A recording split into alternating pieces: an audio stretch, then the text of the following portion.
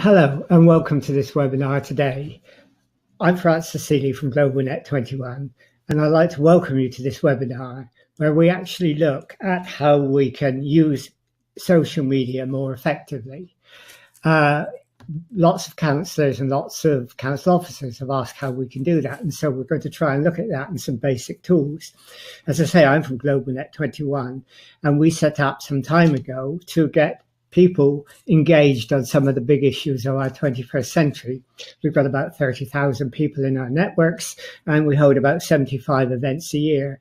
And many of those are online webinars like this one, and some indeed are global. And you can find out more about us in the link that we'll send to you after the webinar is over. We work with the Local Government Information Unit and we do several webinars with them as well as seminars. And the Local Government Information Unit, as you know, is a think tank for local democracy. And they do a lot of events, and as well as that, they produce and publish a lot of excellent briefing papers.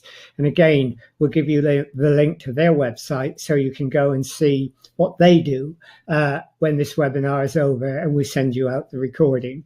So I hope you will look at those and find out information that could be useful for you. Anyhow, what we're going to do now is begin the presentation and look at basically how we can use social media.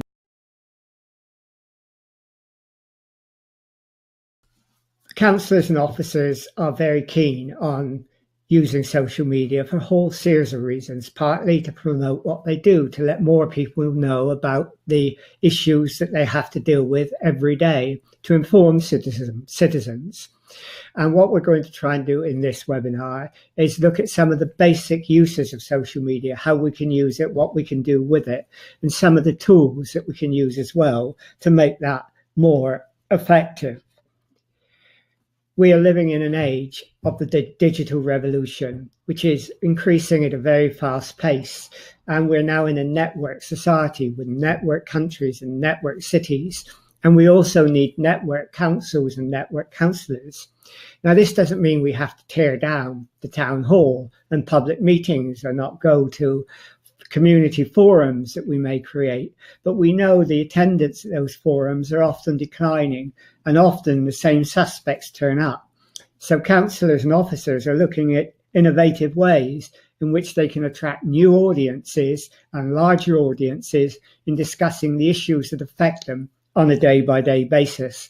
And often they think social media is the answer to that. Well, let's start by looking at what social media can do and what it might do to help us. Sophie Brendel is head of digital communications at the BBC, and she gives us her tips for organisations and individuals using social media.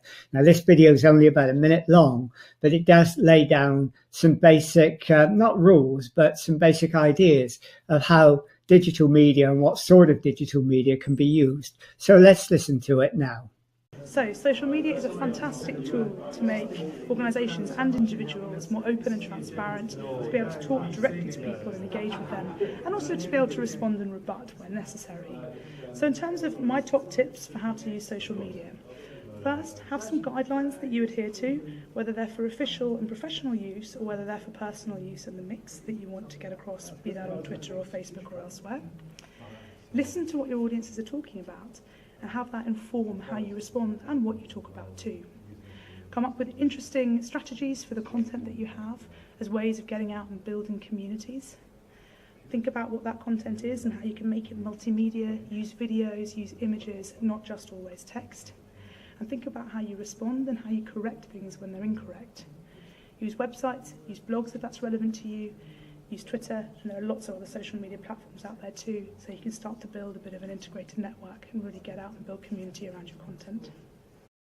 Okay, so that was Sophie talking about some of the advantages of using social media, and she talked about strategy and she talked about engagement. Now, there are a huge number of social media tools that we can use, and they're growing all the time. And sometimes it's terribly confusing as to know which ones we should use and which ones we shouldn't. And often it's a case of experimenting as well and finding out what is appropriate for us. So we're going to really concentrate on a number of social media tools. We're going to look at websites. we're going to look at Twitter, we're going to look at Facebook, and we're going to look at the use of video. Those are some of the main ones that people use now and some of the most important. Of course, there are others. There's LinkedIn, there's Google+, and there's Instagram. We may mention them, and we may mention some others as well. But basically, we're going to concentrate on the 4 that I mentioned earlier, because they're the ones that are easiest and will have the most effect. Let's first of all listen to a councillor, Councillor Falam Khan, and this is another video. And it's interesting because he talks about how Brighton and Hove are using social media for their purposes. And that's quite an interesting video clip, because he talks particularly about how social media is used to promote the work that they do.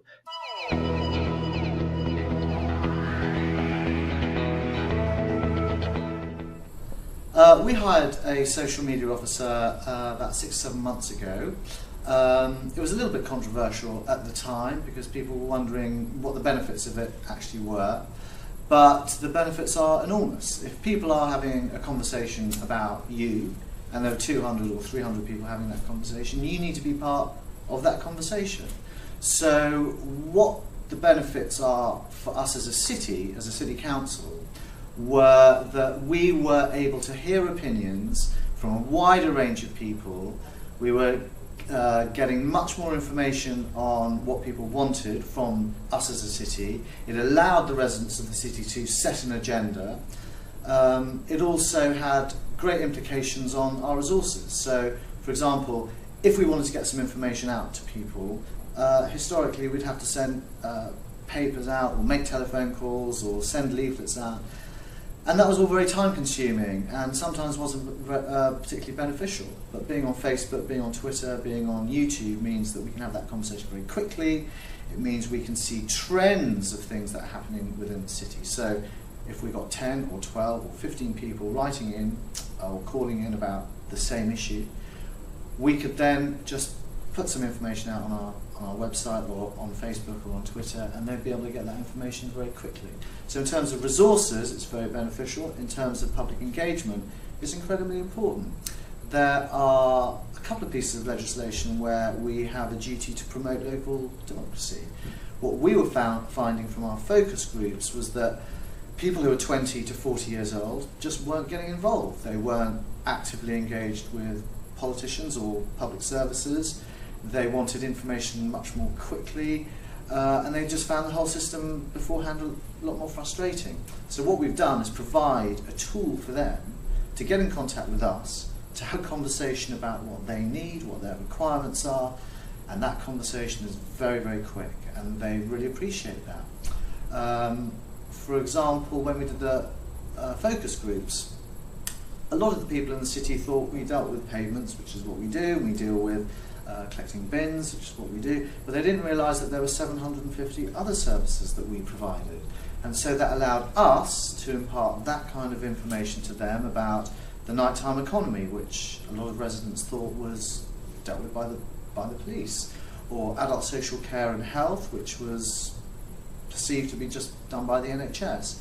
So what we've been doing is developing a much more intensive dialogue with residents in the city, finding out what they want and turning the culture of our organisation to be a much more customer-focused service.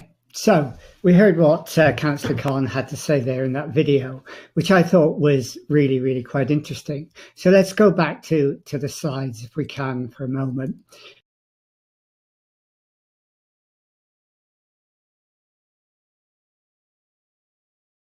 My top tips for councillors using social media is to be yourself, to be human, show people that you can make mistakes, show people that you're accountable, but most of all, tell people what you're doing for them. Know the message that you're trying to get out there and know who you're talking to in order to be able to phrase your message appropriately. And then overall, the important thing is to get onto all these social media networks and listen.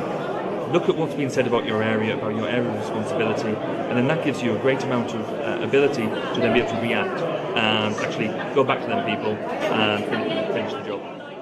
top tips for other councillors using social media is, and I think everyone's probably said it, be yourself, use what suits you to begin with so that you get used to it. But one of the biggest things I would say as a top tip is either organise a social media surgery or go to a local social media surgery. I'm really promoting socialmediasurgery.com, which won a Big Society Award in 2012, but it's a great opportunity to either meet other people who are trying to help people get online, or you can actually be the person to help them get online. So I would really say go and find out about if there's any social media surgeries being run in your area, and you can go to that website and put in your postcode and find out. A couple of other top tips is think about really simple things like I use audioboo.fm and I will promote that to the hilt. It's another free platform, but our local media use my audio booth, my podcast, my interviews that I do with individuals. They use it directly on the local news website to enhance their stories. So, I'm actually contributing to the debate. I'm actually enabling it to get out there in the public domain, and that's what it's there for. So that would be my top tip. What I would use social media for is certainly to promote the work that you do yourself in the ward, to promote your elected role, and also to promote your community. But I would also as well, I wouldn't just limit it to that. Try and break it down a little bit into some, fun items. Don't just post text if you're using Twitter. Post some photographs as well, post some videos, post some links to your websites that might be a bit interactive to explain what you've been talking about in previous tweets. Perhaps as well, if you feel comfortable, just to break a bit down about what you do outside of the council role. So you're not always talking about political items or community items, just to break that relationship down between the electorate and the members and councillors. Okay, so those are some councillors who attended an LGA conference, and they obviously were very keen on social media, and they had picked up a few tips on how to use it and what to do in their enthusiasm. Okay, so if we go to the slideshow, you can see that what they talked about was how you should interact with your audience by learning and responding, also by how you build relationships with your audience, and how you use social media to encourage online debate and online discussion. And all those things they thought were really important. One councillor mentioned social media surgeries. Now, they're quite useful, and if there are any in your area, they are probably worth going to, because you'll get a lot more hands-on experience than you will on a webinar like this. And they're held all around the country. And if you go for the site here, and we'll send you the link as well of this so that you can click on it and see it. If you go to it, you'll be able to see if there is a media surgery in your part of the country. And if not, you can contact Social Media Surgery to see if one can be started in your area. But they're very worthwhile surgeries to actually go to.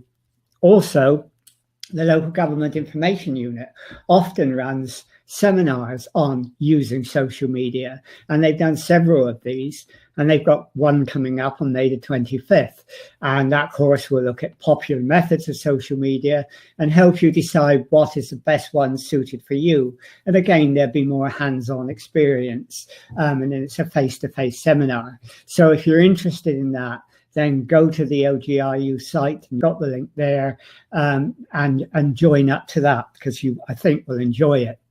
Now, how do councillors then, and indeed councils, use social media, and how is it important for them, and what effect can it actually have?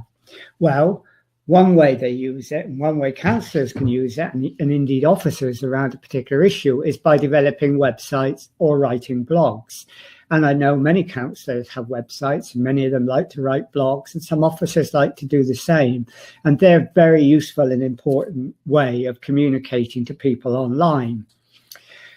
There are various platforms that you can use for developing websites or developing blogs. One is WordPress. Now, WordPress is one that's quite commonly used by many people. It can be quite a complex system to use sometimes, but if you get used to it, and you may want to talk to your IT people if you use WordPress, but if you do talk to them, you will find it a very useful tool. You can use lots of apps for WordPress. For example, you can use an app called BuddyPress, which means that you can get your subscribers are people who watch WordPress and who write into you through the site saying they're interested in what you're doing to become members of your site, and they can develop a profile of your own. That's how President Obama developed his campaign 8 years ago.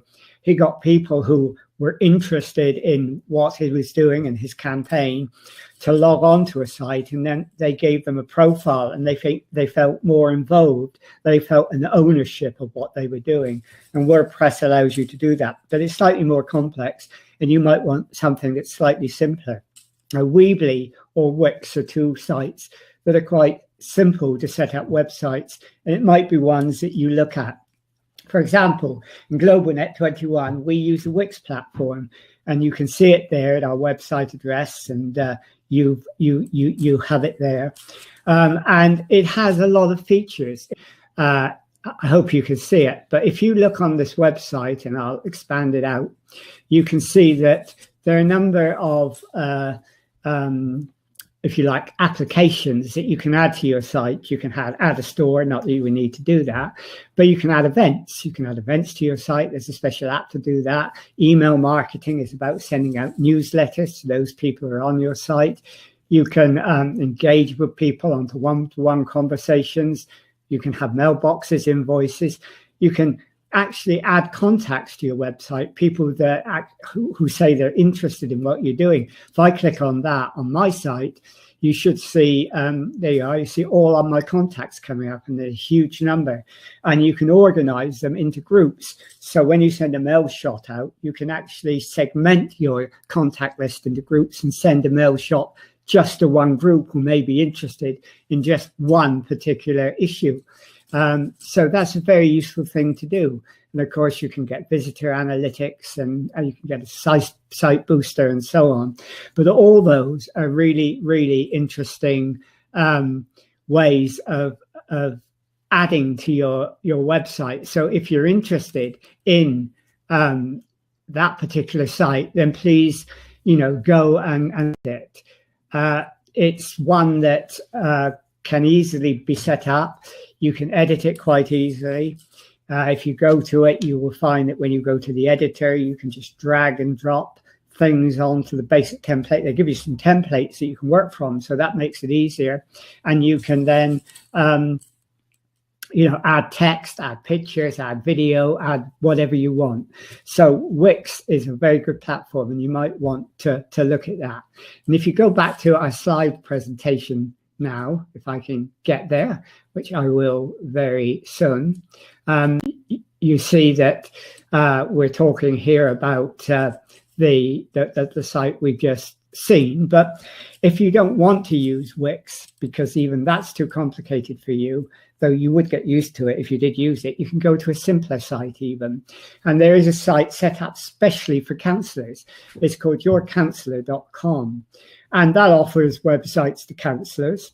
And those are politically branded websites if you want them. And they can be designed for counsellors and politicians using templates.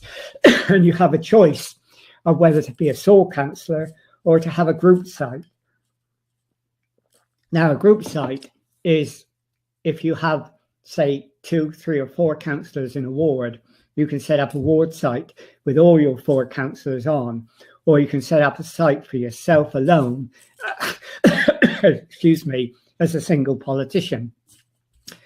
This particular site has a number of options, like Wix, but these are very similar. You can do newsletters, you can set up contacts, you can add your priorities, you can have a contact page, you can have free hosting as well on the website. But if you look down, if you go to this, if you look at the recording and you look at all the features and go to the page that I've just mentioned, then you will find it really, really useful. And it's not expensive.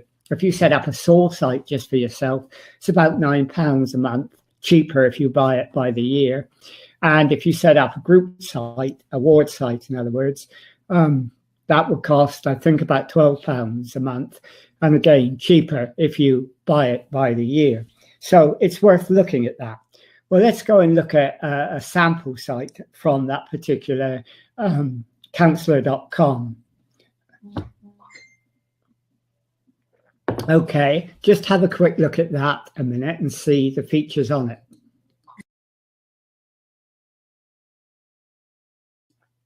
Okay, what you can see on it is a councillor with his photograph. You can see that he's put latest news of what he's doing. He's put a list of his priorities and some quick links to things that he thinks are really, really important. Now, that's basically it. It's a promotional website telling people what he does. And it's very little else, but it's very, very useful if that's what you want to do. They're very useful to get your message out and to promote what you do.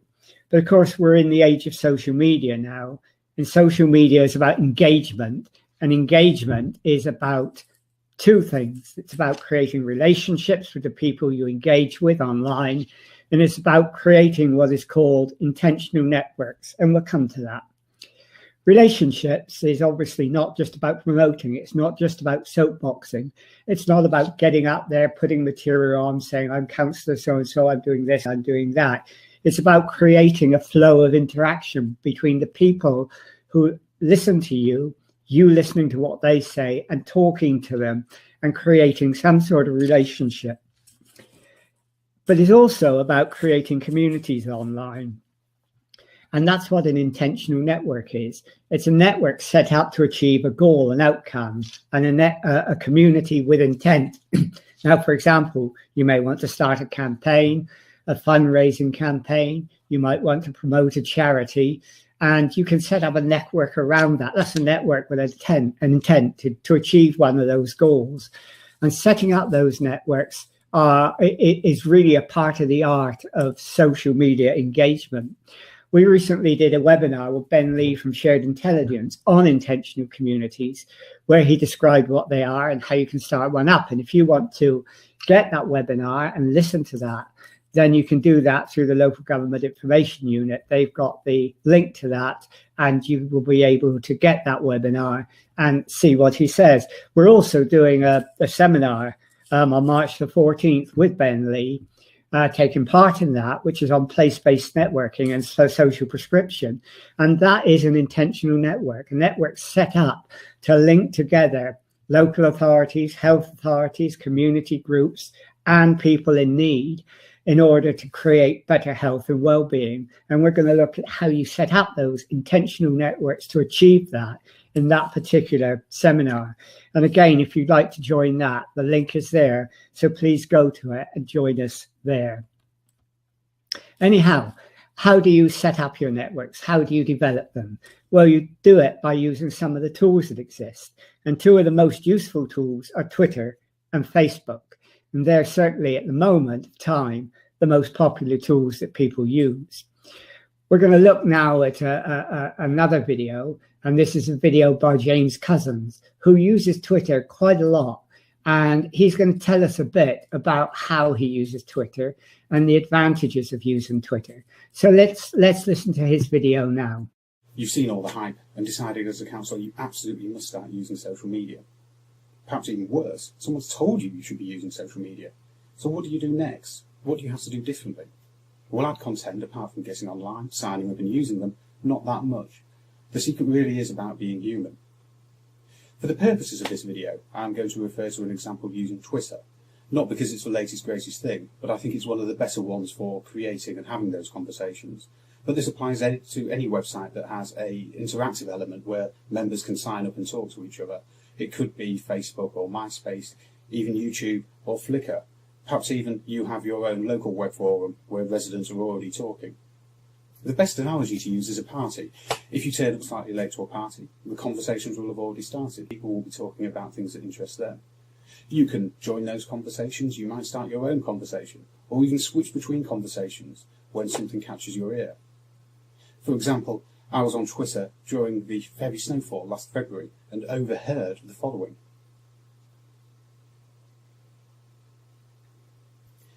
This gave me the opportunity to follow up and try and get some more information.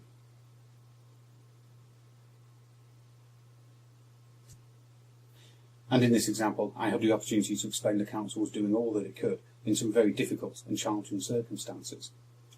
Returning to the party analogy, If you'd have been at a party and overheard someone complaining about your council, you'd have spoken to them, found out exactly what the problem was. You may have been able to solve their problem then and there, or you may have had to take it away to discuss with colleagues and officers and return to them at a later date.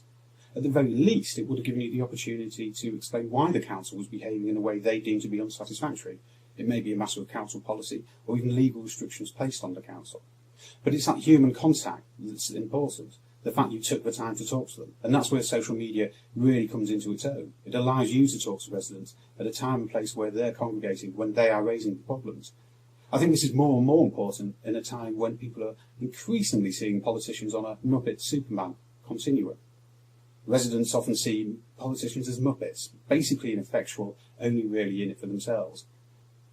On the other hand, politicians feel they have to portray themselves as some sort of Superman, never ever making mistakes, always making the right decisions, and when they don't, certainly never admitting it. In fact, we all fall between those two extremes. In this life, we're all human, and social media allows us to behave in that way. It's not us broadcasting our message in the way that we do with a leaflet through the door. It's actually us having a dialogue with residents and talking to them and allowing them to tell us what they find important. Politicians have always had to adapt to technology, from the telephone to television, and this is no different. It's not going to replace other forms of engagement, but it's going to become an important part of our engagement toolkit. The question I would ask is, if you'd respond to a resident when you overheard them complaining at a party, maybe in a queue at the shop or down at your local pub, why don't you respond to them when you can hear about them talking about their problems online? Okay, so we listened to James, and it's quite interesting because he uses Twitter quite effectively. He uses it to find out what's happening and to respond to people. He thinks human contact is important, and Twitter for him is like the old days when he would go down to the pub and he'd go and he'd meet people in his ward and he would talk to them and communicate with them, and Twitter does that. So he uses Twitter to respond and to interact in that way. In fact, we had one councillor here locally during the riot a few years ago, went out in his car and started tweeting about what was happening, if there was any damaged shops, what was happening, so people knew, and people would retweet what he was doing so people could find out about it. If you see a tweet, for example, on Twitter that you think is really useful, like the ones that came in from that councillor, you can retweet it by pressing a retweet button, and it goes out to everyone in your contacts. So it's really worth doing because it keeps people up to date. It lets them know what's happening. People often use it in all sorts of activist situations that they find themselves in. So Twitter is an important thing to use. So if we go back to the presentation, you'll see a site, I hope it's come up now, you'll see a site called Tweety Hall. Now, Tweety Hall is a site which will help you learn a bit more about Twitter, and it's worth looking at it. I was just checking to see if the website's on it, and it is, and you can, when this webinar is over, go to that site. And Tweety Hall, it was specially set up to look at councillors and officers, but particularly councillors who use Twitter. It has a lot of information on it. For example, it has articles about Twitter. Obviously, you can see this screen grab is a very old one because Eric Pickles is on it and he's no longer community secretary, but it does have a lot of articles on. But what's more important, it does have a list of all the councillors who actually use Twitter. And if you go to their Twitter sites, and you can do it by clicking on any of those councillors who use it, you can see how they use it. And that will give you some idea to go by to help you develop your own Twitter strategy if you see how they use it, how they link with their communities. I've just put up a link to 2 councillors whose Twitter sites I thought were quite useful. I'm not going to show them now, but I put it up so that you can go and look at them if you want to get some idea about how they use sites, and if that is useful to you to be able to sort of replicate what they do or look at different ways in which you can develop your Twitter strategy. So Twitter is used for several reasons. It's used to inform people. It's used to listen what's going on, to find out what's trending in an area, whether there's any, disgruntlement over any service in an area, whether there's strong disgruntlement or whether it's only mild. You can find out more about your area. It's used to help people. You can give advice, like the councillor who went out and let people know about what was happening in the riots. And it's also used very often to tell people about council meetings and events. Jane Geldart, for example, is a councillor who did do that. She used Twitter to tweet out what was happening at a council meeting. She argued this is a public meeting and people don't necessarily have to come in the town hall to take part. They can be out in the digital town hall and I can tweet out what's happening. I could tell them. And so she's done that. Now, some councils encourage that. Some councils ban that. And I think at least one council actually suspended a councillor for doing that. But I think that's quite a shame because, you know, being able to tweet out what's happening at a meeting in the digital age, when the digital town hall is much larger than the real one, is an important function for the future. I often do meetings in the House of Commons hosted by an MP, and often you see the MP next to me tweeting out during the meeting, and he's tweeting about the meeting. He's saying what the topic is, he's saying how many people are there, he's giving news about the meeting, and that helps to create a wider engagement than just the people you see face to face. So tweeting out meetings is one way that people use Twitter. If you actually go to Jane's Twitter page, you can see what it looks like. You can see that she sent out nearly 4,000 tweets, probably over that now. She's got 639 people following her, and she follows 1,160 people. Now, she follows people because she has an interest in them. You can actually do a search on Twitter to see what people might be interested in a particular campaign that you're keen on. For example, if you're interested in combating loneliness and you type in loneliness or loneliness in Camden, I think where she comes from, you will get lots of people coming up who are in that area concerned with that issue. And all you do is then ask them to follow you. And you don't ask them to follow you, you follow them. And the likelihood is that if you follow them, they may then follow you. You can incidentally ask them to follow you. You can tweet to them directly, because when you go onto Twitter, you can tweet to all your audience, or you can tweet to one person, and you can ask them to follow you, and you can explain that you would like them to follow you because they come from your area or they're interested in your issue. You can also see that they are that she has a number of people following her, and that's quite a huge number. So that's a pretty good way of creating an audience that you can then communicate with in an effective way. Joining up to Twitter is not difficult. All you have to do is to put your name in, your email, and a password, and you can link into Twitter straight away, and that gets you on the site. Once you're on Twitter, you can also use something called hashtags. Now, they're very interesting, because if you create a hashtag and you click on the hashtag, it will come up with a page of people who have also used that hashtag. So if you wanted a campaign to save hospitals, or a campaign to actually, that's spelt wrong, isn't it? Hospital. But anyhow, if you wanted a campaign to save Luton Hospital or Reading Hospital, you can create a hashtag, let those people who are interested in the campaign know about that hashtag, and everyone can type news on Twitter with that hashtag. Then when you go to click on the hashtag, you get a page of all those people interested in that campaign. It's a way of making sure you don't get messages lost in the chaos of all the Twitter audience you've got, but just a specific one. And you can do that with a number of other campaigns too. You can do one on loneliness or many other issues you're interested in. We actually occasionally work with a group called Empowerment Hour, and they use a hashtag called #Empowerment Hour. And they do what's called a Twitter chat. For an hour, they will chat about a particular issue, like domestic violence. They did 1 week for an hour. Another week they did an hour on multiculturalism. Another week they did an hour on, after Brexit, what happens, and so on and so on. And people come on and they join in a conversation on Twitter between each other. They send tweets to each other with the hashtag Empowerment Hour. So if you click on Empowerment Hour, you see all that chat going on. And it's a way of people engaging locally, and indeed, in the case of Empowerment Hour, across the globe, which is really an interesting way of doing things.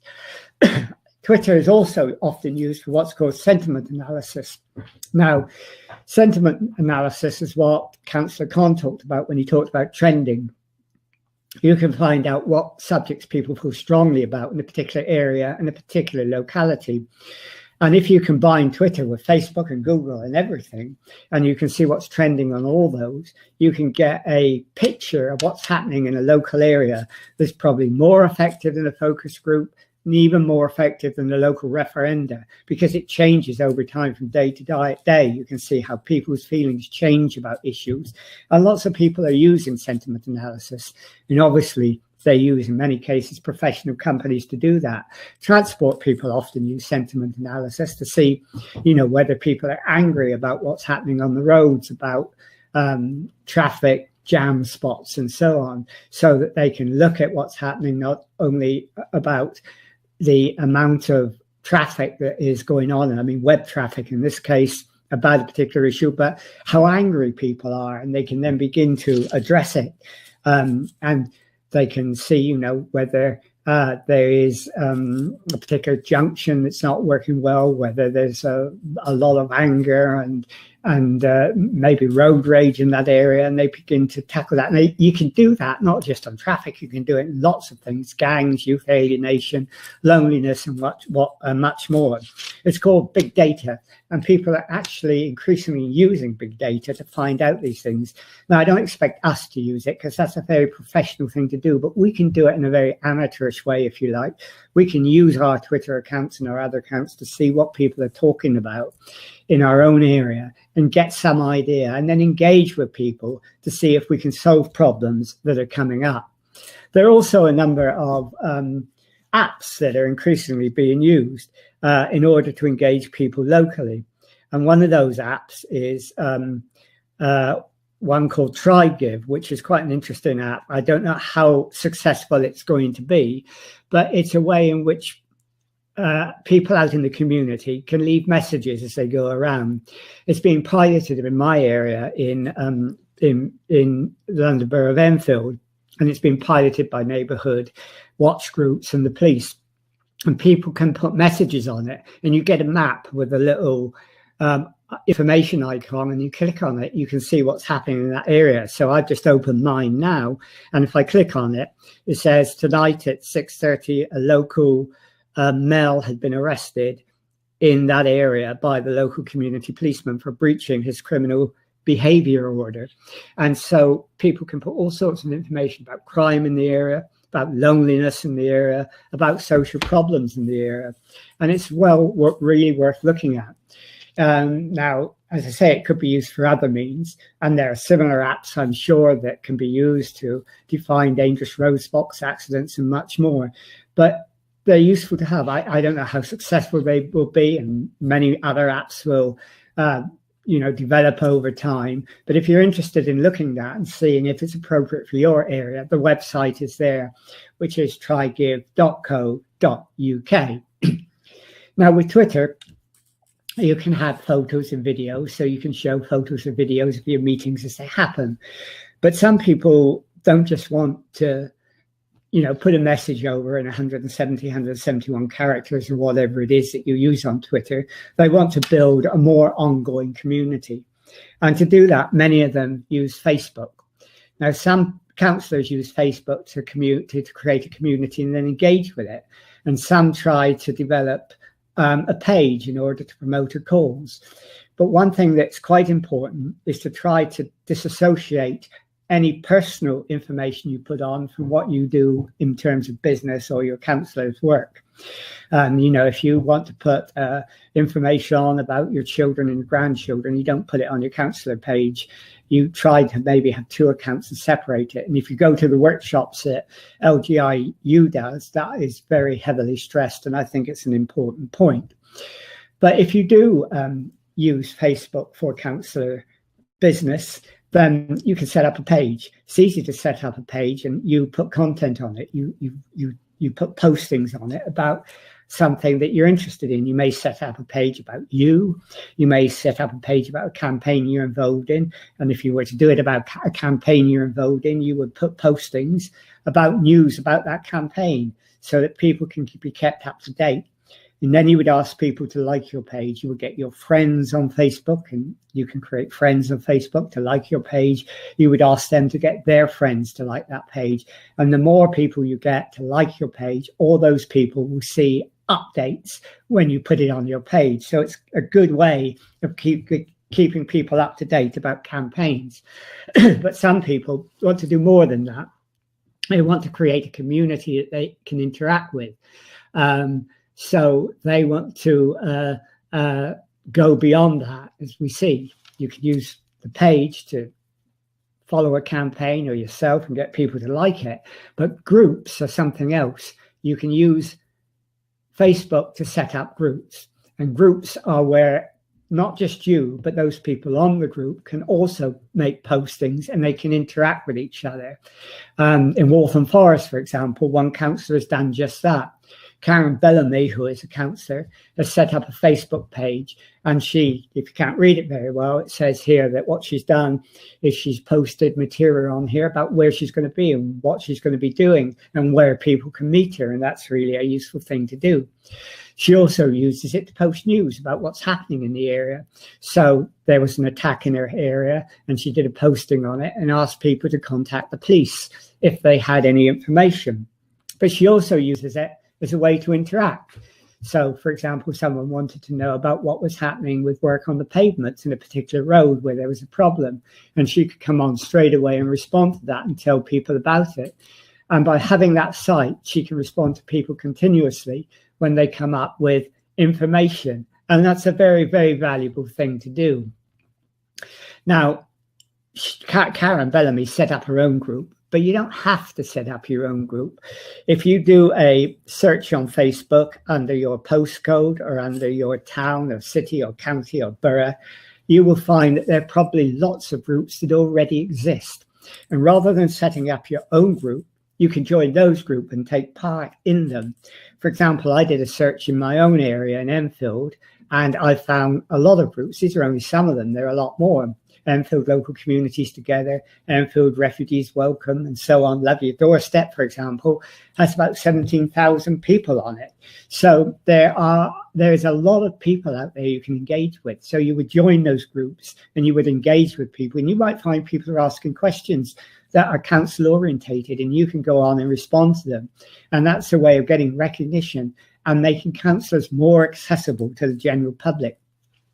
Of course, you can also start a group which is specifically for dealing with social, campaign and political issues at the local level. For example, we've done that in Enfield, and we've called it Enfield Voices. Enfield Voices, we've said, is set up for those interested in discussing the big social, economic and political issues that face us and how they impact on us locally. So we've set that site up. We've got nearly 1,000 people on that. And we put news on. For example, there's a posting that I put up about the closure of a Citizens Advice Bureau. And at the bottom, you can see the beginning of a discussion that took place around that. And that's quite useful because people then get to know what's going on, what people think about it. And if you're a councillor, you can go on and you can see the feeling that people have, and you can respond to it and add a comment yourself. You can also, other people can come on, not just you, and put stuff on about meetings that they're going to and things that are happening locally. And somebody here, actually, Ros Lucas, as you see, can put a comment on about a meeting that she was involved in organising that she found was quite fantastic. And other people responded to that and talked about it. I also used it to try and engage councillors because we have a lot of councillors on that site. So I put up a posting about one councillor, for example, talking about the work that he's done in community education. He actually was instrumental with a dedicated officer to develop what was called a pop-up university locally. So I put a posting on about that so people could see it, hoping that he would see it as well. And he did. And he came back and he talked about it. And said who was involved, the officer and so on. And they began a discussion around that and the idea of a pop-up university. And some people looked and said, that's a great idea. I didn't know about it. I hope we can do more of that. Then, because he's engaged and he got to know about the site and he saw how useful it was, when I put a posting up again about how Enfield is developing its own energy company, its own energy system for the distribution and partly production of energy, then he responded to that by saying, yeah, we're in the lead on that. All councillors like to make you believe they're in the lead on it. But in some ways, Enfield is on that. So I asked him to give me information about it, who the lead officer was, and he did on the site. I contacted the lead officer, and now we're going to be doing a webinar with him, and we're also going to be doing a seminar with the local government information unit on energy and sustainability. And that was all because of using Facebook in this way and engaging councillors. So you can engage councillors, and a councillor can engage themselves with the public by using tools like this. Now, the final thing I want to talk about is videos. Google has said that in a few years' time, something like, I can't remember the exact percentage, but something like 75% of all interactions on the web will be video. So getting used to video is really, really important, because if we don't, we'll miss out. But you don't need to be frightened by it, because using video and doing video blogs is actually a lot easier than doing text blogs. You may not believe it, but it can be quite a simple thing to do. Some councillors use Facebook Live and other video platforms to develop video blogs. Let's quickly look at a video that Tom Slade did. He's a London City councillor, and he uses blogs, video blogs in the work he does. Now, don't get overawed by this, because this is a professional video that he's created, and they don't have to be professional like this. And it probably cost him a bit of money to do this, but you can do it for free. And I'll tell you about that after we've seen the video. So let's look at the video first.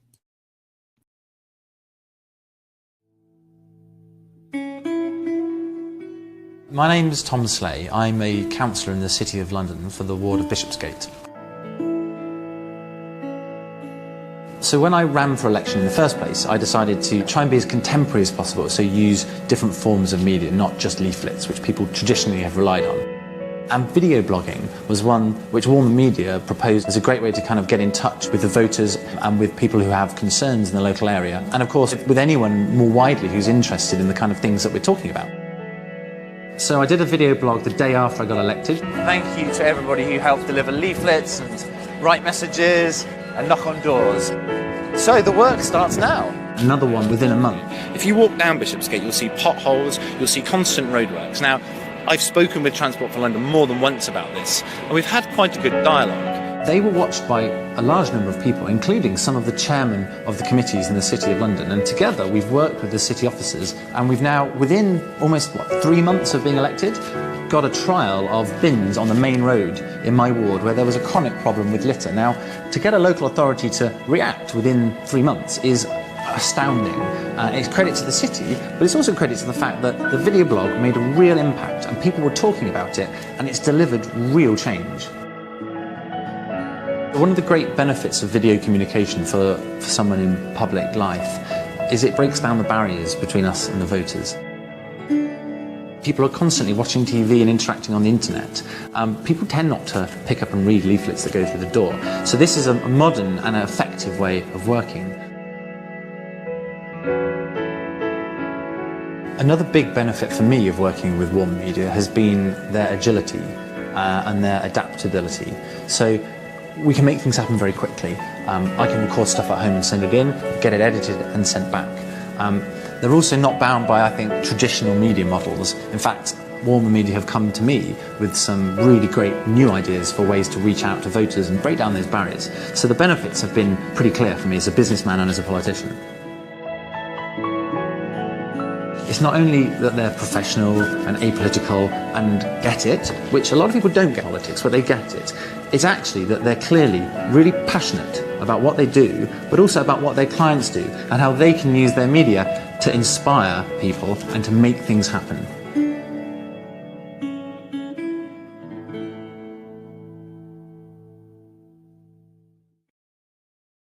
Okay, so you saw that video, and that was sort of quite interesting because it talked about how he uses video blogs to affect change and change in his own local area, breaks down barriers between politicians and citizens, and it allows him to report quickly.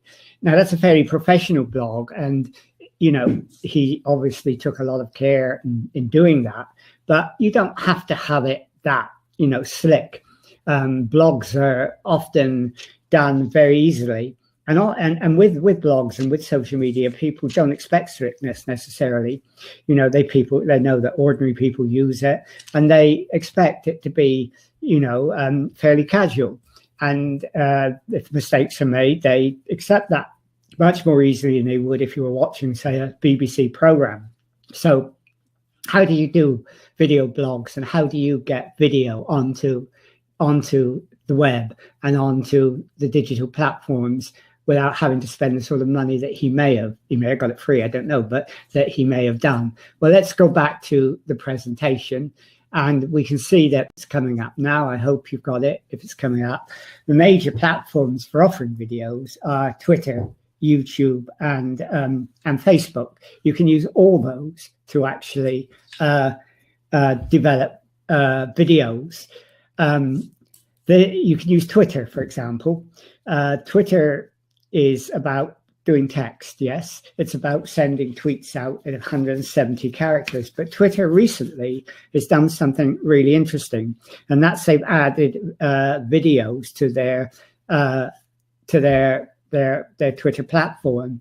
And if you go to your mobile or your computer or your iPad or your tablet and post something on Twitter, when you do that, it gives you the option to actually write something in text, to put a photograph on, or to go to a camera. When you click on the camera, then it gives you the option to go to the still camera or a video.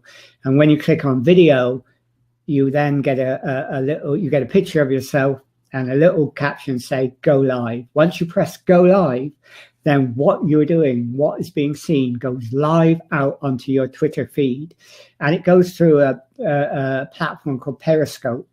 You would have to add Periscope to your phone if you were going to use it. It's very simple to do. It's not difficult. You can get help from your IT department, I'm sure, if you had to. But if you add Periscope, link it to your Twitter account, then you can send out streamed material live onto your Twitter account. And what's interesting is that, that's not included in your 170 characters. So you can put 170 characters saying what the video is about and a live video of what's happening when you're doing it. So Twitter is giving you the opportunity to do that. Also, YouTube. This particular webinar is being recorded as we do it on YouTube, and that will be available to anyone to watch who we send the link to. But you don't have to use this webinar platform to do that. You can go to YouTube Direct if you have a YouTube account, and you can set up a YouTube account very easily. And that gives you the option to go to live video, and you can record a live video. Again, you might want to talk to your IT people about that, because you need an encoding platform as well, like Livestream or OBS. OBS is free. I have OBS, and all I do is I've downloaded OBS on my computer. I open it up, link it to the YouTube channel that I've got, and then I can go live, and it's streamed out and also recorded. So you may need a little help on that. But what is easier than probably even than YouTube and even Twitter is Facebook. Facebook is now taking over live streaming in many, many ways for ordinary people and ordinary citizens through Facebook Live. If you go to your Facebook account, you can either go to your own timeline, or you can go to your page, or you can go to your group. And when you click on go to post, say you've got a group like we have MPhil Voices, I can go to MPhil Voices. I can click on post, and then it gives me the option to post text or to go onto live video, Facebook Live. If I click the live video one, again, I get a picture of me. And once I click go live or start or whatever it says there, or it says live, just click live, and suddenly a picture will appear of you on your phone, and you can talk into it. And of course, if you have your phone, you can take it around and interview people. Now, lots of people use Facebook Live like that. I've used it at meetings to say we're going to start a meeting. We've got a large audience here. We've got some interesting people. And I've used it to interview speakers. I've gone up and I've used it in that way, which is very, very good way of doing it. If you do it on a page, by the way, it's a lot easier, because when you go to post on a Facebook page, you get all these options coming up, and one of them, the last one, says start a live video, and you click on that and it takes you to the video live, which you can then click and go and start your live streaming. Of course, what happens is you can also write something when you do your video. It gives you a little text box, and you can say what the video is about, so that when people see it going live, you give it some context. And then once you've clicked go live, there you are on the video, and you can start talking about whatever the topic is you want to talk about. Of course, with most mobile phones, you can actually take a picture of what you're seeing outside, and by flicking the camera around, by pressing a button, the camera then goes on you rather than what's happening. So you can either talk directly to the camera and tell people what's happening, or you can interview someone by showing what's out there, and it could be a person that you're interviewing, and you can click between those two different shots of the camera, and you can make a nice little interview that goes out live on Facebook. So someone could interview a councillor, or you could interview someone in your own ward that, you know, is doing something that's very valuable. What you can't do yet on Facebook, which would be really nice, is have split screen. Now, on this site, you can have split screen. There's no one else on here at the moment, so there is no split screen. But one we did a little while ago, we did with a split screen. So there's me, and there's the other person on the site. So if I was doing an interview, I would be able to ask him questions and he could answer. And, you know, if we could do that with councillors or officers, it would be great. Now, it's rumoured that from November, Facebook will be offering this split screen facility for Facebook Live.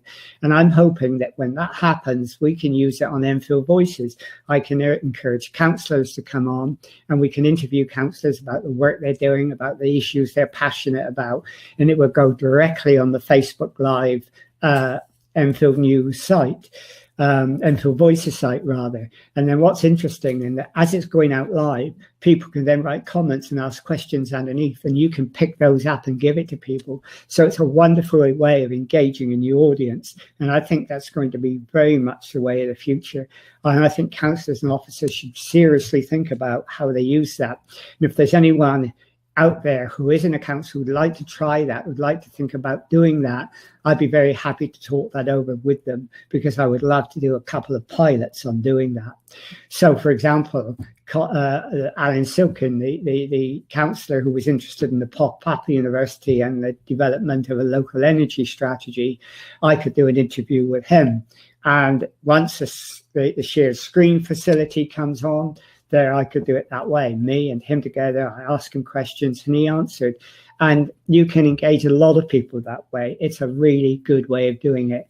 So I think video like this is certainly going to be a way of the future. And if Google's right, most interaction very soon is going to be video rather than text. So social media is constantly changing, and the possibilities to connect and engage are constantly growing as well. So it's a new world, and we all have to get used to it, all of us, councillors, officers, everyone else, citizens as well. And we all need to familiarise ourselves with these new tools so that we can help create a new form of democracy for our digital age. Anyhow, we've gone through then some different ways in which we can use social media. We've gone through looking at some tools that we can use in a little more detail, and ones that I think will change constantly, and ones that I think will become more important in the future. So I hope you have enjoyed this webinar and you've got something from it. If you are interested in following this up in any way or asking any questions, then please contact me, and also contact Barry in LGIU, and we'll get information to you as soon as we can. Anyhow, thank you for joining this webinar and for your patience, and we look forward to seeing you on a webinar in the future.